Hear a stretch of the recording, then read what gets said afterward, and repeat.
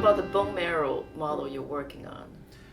The first thing you need to do when you design the bone marrow is you have to be able to create an environment that mimics the most important function of the bone marrow, which is the creation of our cells that are present in the blood, the red blood cells and the white blood cells.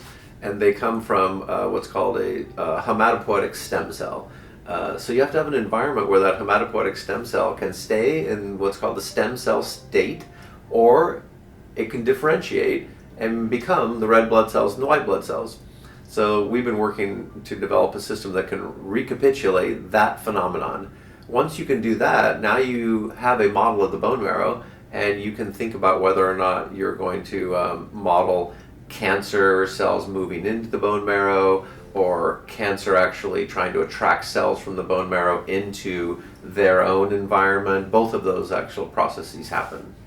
So you actually, which stage are you in? Are you already able to model the interaction between We haven't modeled the interaction. We've actually modeled the hematopoietic stem cell and the creation of all of the major lineages of cells that they make in your blood. We can see all of those in our model. Exciting. Yeah, it's remarkable. I honestly still can't believe it works. Yeah.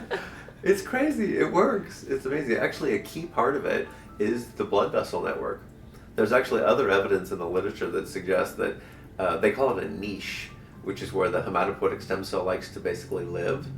And it likes to live right underneath the blood vessels, right on it's called the abluminal side of the blood vessel. And so you really have to have the blood vessel there to model the bone marrow.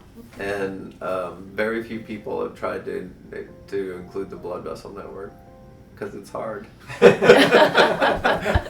It's really hard. So just basic science, I didn't realize, because I think of bone, just bone, and then of course the marrow inside. Yeah. There are blood vessels inside of it? Oh yeah, there's the blood vessels. So, and they're actually very leaky. It's the complete opposite to the blood-brain barrier.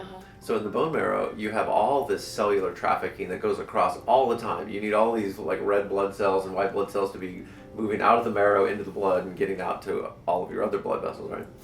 And so they're very leaky blood vessels, but they're absolutely there, and they're super important for creating this niche for the hematopoietic. Where are the blood vessels in the bone? That I guess I'm thinking of, like, if you think of a chicken bone, it's very hard.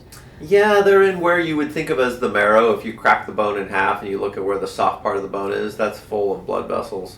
Yeah, bone marrow, it's kind of a messy model to study. It's very cellular. There's cells everywhere, but in between there are all the blood vessels as well. I see. Yeah, you have to look at kind of a histological section to see the blood vessels. Fascinating. Yeah, bone marrow is really fun. Yeah, it's very challenging. But you know, the cells, they're rapidly dividing. And so many times the same drugs that you give to, say, kill a rapidly dividing tumor, the bone marrow is also quite sensitive. So many times the bone marrow is affected. So that's why I think, you know, if you're developing anti-cancer drugs, you're going to want a bone marrow model as well. It's a really exciting model. Yeah.